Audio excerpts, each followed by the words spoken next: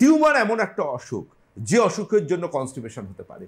এবার ভেবে দেখুন দিদি, যে কনস্টিপেশন হচ্ছে মানে কেউ একজন খবরের কাগজ থেকে কোনো পেট পরিষ্কারের জোলাপ বা পার্গেটিভ বা চূরণ খেয়ে নিল, তিনি জানেন না যে তার ভেতরে কোনো কঠিন অসুখ বাসা বাঁধছে কিনা।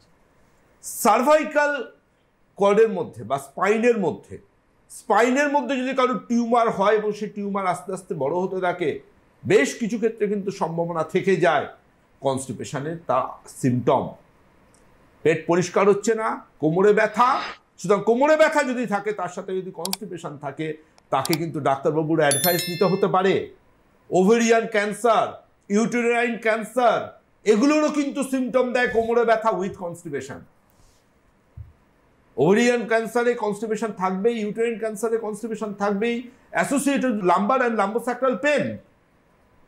সুতরাং আপনার কনস্টিপেশন এবং কোমরে ব্যথা মানে কিন্তু আপনাকে কিন্তু আপনার ডাক্তারবাবুর সাথে পরামর্শ করতেই হবে। তার সমাধান কিন্তু এটা না আপনি পেট পরিষ্কারের ওষুধ নিজের ইচ্ছে মতো খেয়ে নেবেন। কোমরে ব্যথা, কনস্টিপেশন, এর সাথে যদি আপনি লক্ষ্য করেন আপনার দুটো পা দুর্বল হয়ে যাচ্ছে, পায়ের সেন্সেশন কমছে, পায়ে ঝিঝি ধরে যাচ্ছে, বসাতে উঠে দাঁড়ালে সমস্যা হচ্ছে, সামনে ঝুঁকে সোজা হতে গেলে সমস্যা হচ্ছে, কিংবা যদি আপনি লক্ষ্য করেন টয়লেট ধরে রাখতে পারছেন না, বাথরুম পেলেই দৌড়ে বাথরুমে যেতে হচ্ছে, 1 ফোঁটা 2 ফোঁটা টয়লেট হয়ে যাচ্ছে, আগে যেটা আপনি পারতেন সেটা এখন পাচ্ছেন না। অনেকে ভাবেন বয়স হয়েছে তাই হচ্ছে, এটা আদৌ তা নয়। এটা হচ্ছে জেনে রাখুন ভীষণ রকম রিলেটেড করে কিন্তু স্পাইন রিলেটেড সমস্যা বা মেরুদণ্ডের ভেতরের সমস্যা। সুতরাং এই সমস্যা যদি কারোর থেকে থাকে তাহলে কিন্তু তাকে ডাক্তারের কাছে যেতে হবে। কনস্টিপেশন, কোমরে ব্যথা, তার সাথে ব্লিডিং, একজন ফোন করেছিলেন।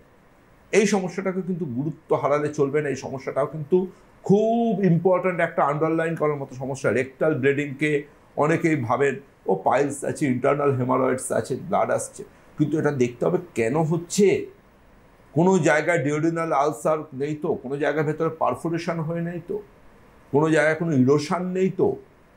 সুতরাং আলটিমেটলি কিন্তু জানবেন ওই জায়গার কিন্তু প্রয়োজনীয় ডিটেকশন দরকার, প্রয়োজনীয় কোলোনোস্কোপি বা এন্ডোস্কোপি এগুলো কিন্তু করানোটা ভীষণ প্রয়োজন যদি দেখা যায় সমস্যাটা হতে থাকছে।